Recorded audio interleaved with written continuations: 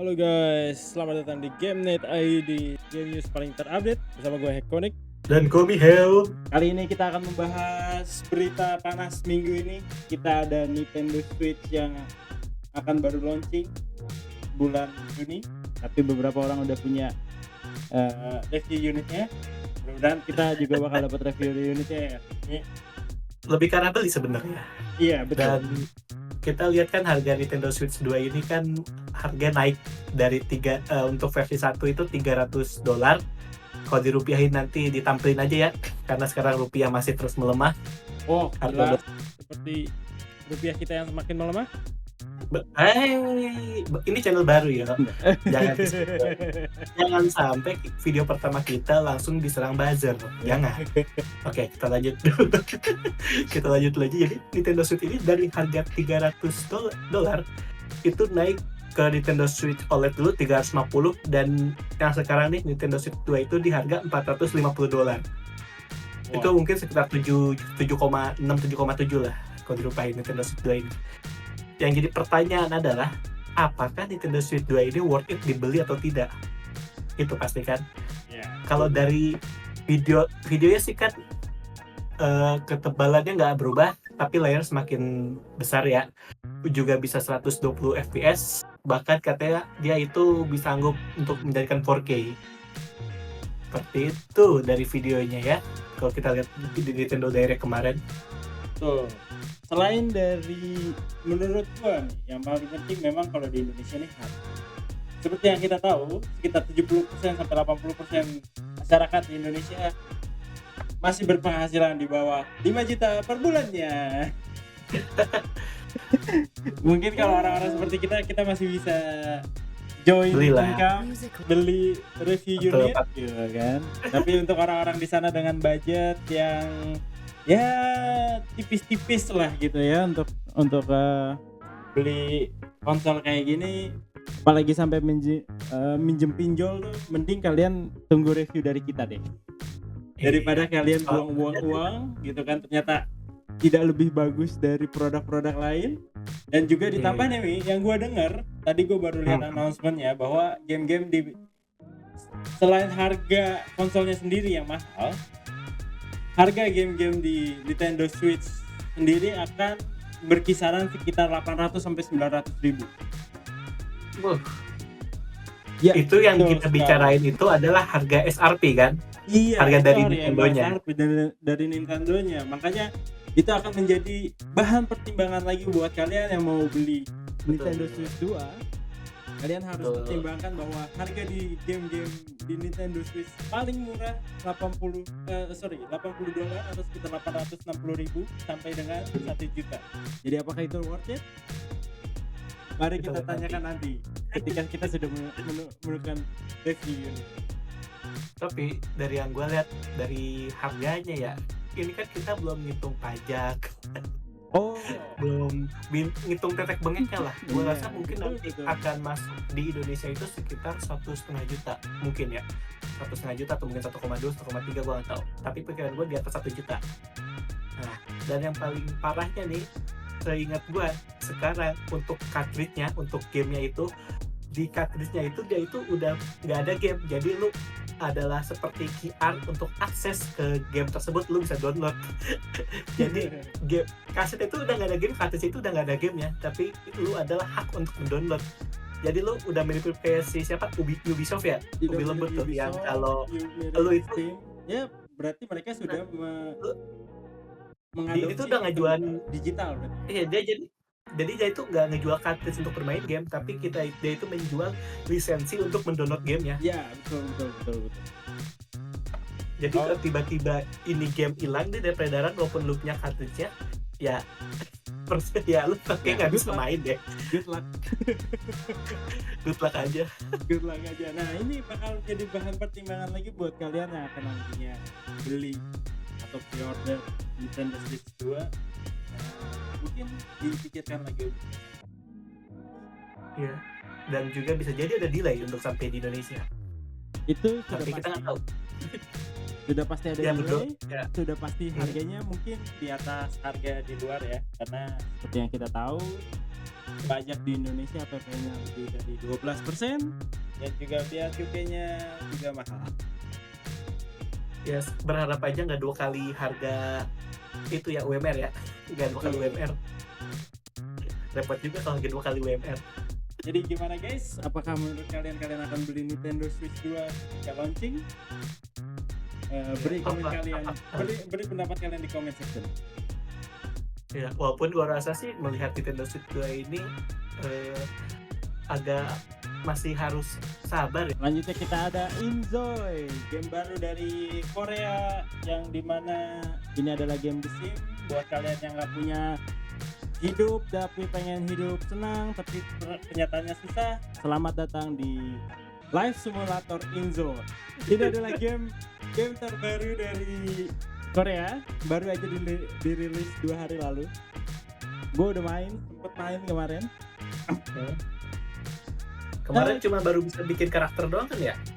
Baru kemarin bisa bikin karakter, bisa bikin rumah, udah bisa cukup full service menurut gua, tapi masih banyak yang kurang kayak ya karena ini live service game dan ini bakal jadi game satu-satunya saingan dari The Sims. Artinya game ini masih banyak bugnya, masih banyak glitchnya yang juga banyak lucunya. Glitchnya banyak yang lucu, kayak tiba-tiba mobilnya masuk ke dalam rumah gitu kan. Terus ya tapi selain itu game ini menawarkan banyak inovasi dari game-game live simulation sebelumnya, dari mulai career pathfinding yang benar-benar lebih detail dari game The Sims. Terus kalian bisa mempersonalita Sims kalian. Nah yang lucunya, kalian tuh bermain sebagai budak dari kucing perusahaan. Jadi emang unik banget ya dibanding The Sims sebelumnya. Dan emang satu-satunya pada saat itu. Sekarang ada Inzoi yang bisa menjadi The Sims Killer. Jadi ini adalah fresh air buat kalian yang no life tapi pengen punya simulasi live. Gitu kan? Gimana menurut lu, Men? Ya ini kita benar-benar melihat bahwa ini itu merupakan Sims Killer ya. Apakah mungkin itu bisa terjadi? Namun kita harus ingat nih, yang jadi masalah adalah rekomendasi untuk spesifikasinya itu. Ini tuh minimal menggunakan RTX 2060 kalau nggak salah ya. Iya betul. Buat kalian yang masih pakai GTX 1080 ya mohon maaf ya guys ya, kalian harus ganti upgrade kalau mau main game ini. Kalau mau coba install silahkan coba, tapi kebakaran ditanggung sendiri. Ya sementara RTX 2060 atau AMD Radeon RX 5600 XT ya. Ya betul. Selain itu tapi emang bagus banget sih Mi.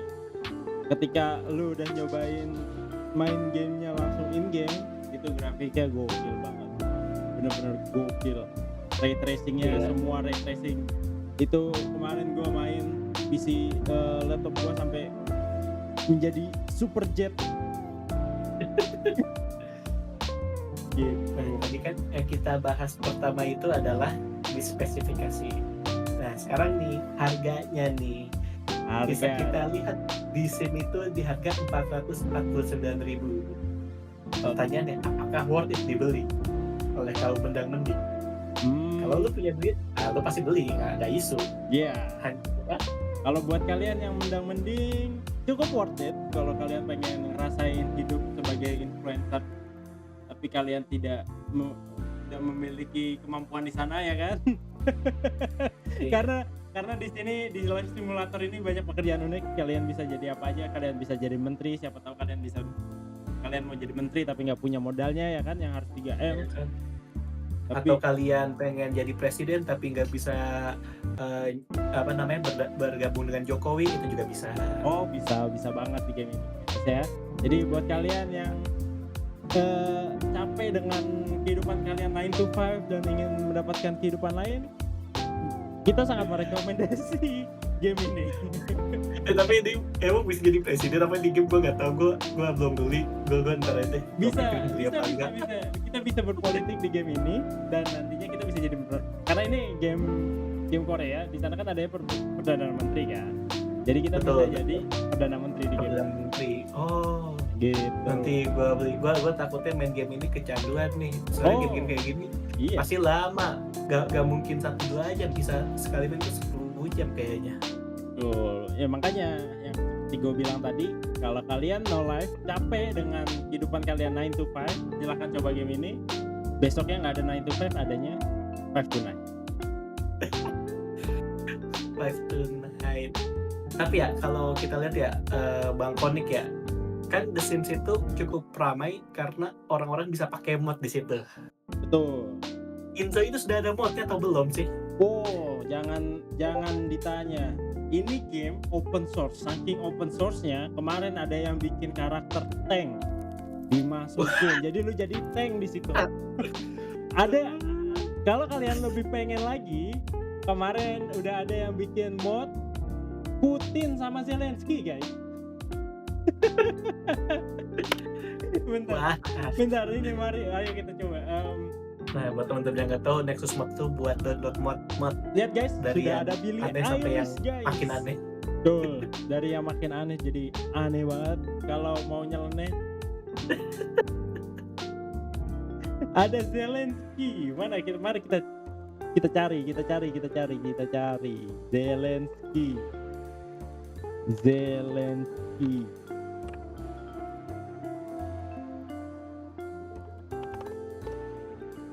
Putin aja. Gimana kalau kita cari Putin? Lihat guys.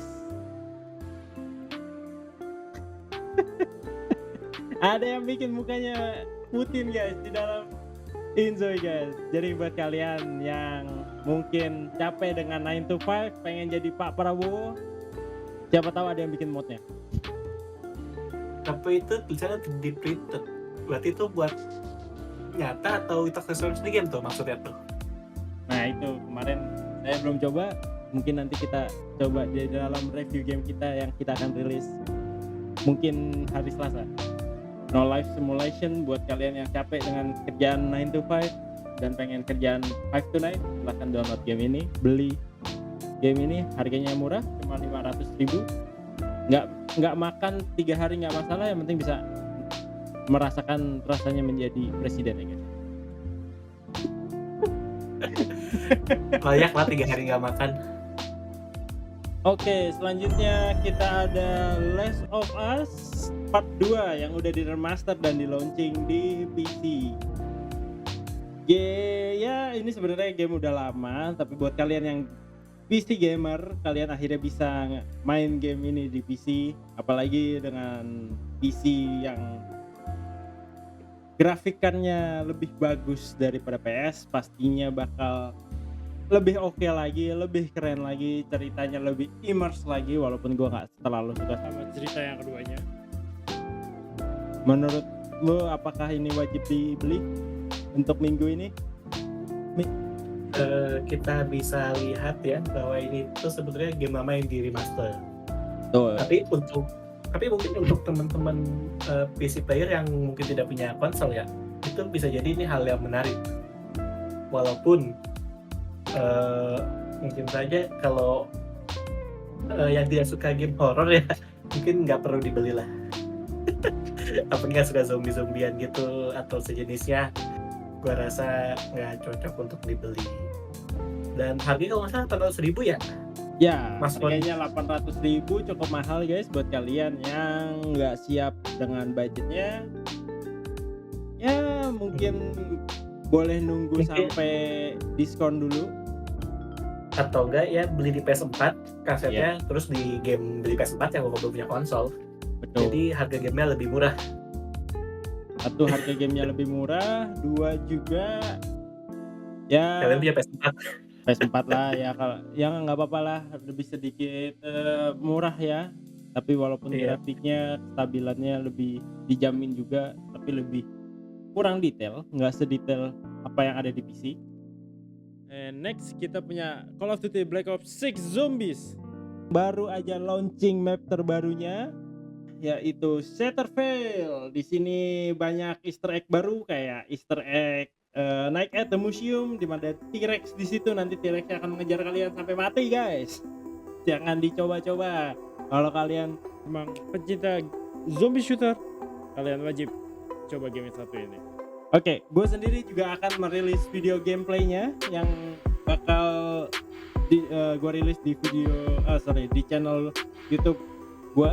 Jangan lupa follow dan subscribe di channel Phoenix Jaeger. Di situ banyak game-game AAA yang bakal gue mainin, mulai dari Warhammer 40K, Call of Duty Black Ops, dan nantinya gue akan juga main Indiana Jones. Jadi buat kalian yang pengen tahu gameplaynya seperti apa, buat kalian yang pengen lihat gimana caranya biar dapat Easter egg-nya, boleh silakan mampir ke channel gua. Oke, selanjutnya kita ada berita baru lagi dari Michel. Ya paling ini tambahan sedikit aja, kalau game kesukaan kita, game indie lokal Space for the Unbound itu sudah rilis di tanggal 4 April kemarin. Wah, keren banget ya guys. Ini adalah game lokal kita. Space of the Unbound adalah game produksi Toge Production yang dipublish oleh Mojiken Studio. Mojiken. Ngomong-ngomong, nama developernya kok Toge Production ya? Iya, sepertinya mereka emang suka Toge. Ini adalah game indie dari Indonesia yang sudah rilis di iPhone ya. Ini selain rilis di PlayStation dan PC, juga rilis di iPhone. Jadi buat kalian yang punya iPhone, selamat, kalian bisa main game kalian. Ya. Walaupun saya sudah yakin bahwa kalian sudah main di Steam ya. Mungkin kalian ingin mencoba biar lebih portable saja sih kayaknya. Betul. Ini ceritanya tentang apa, Mik?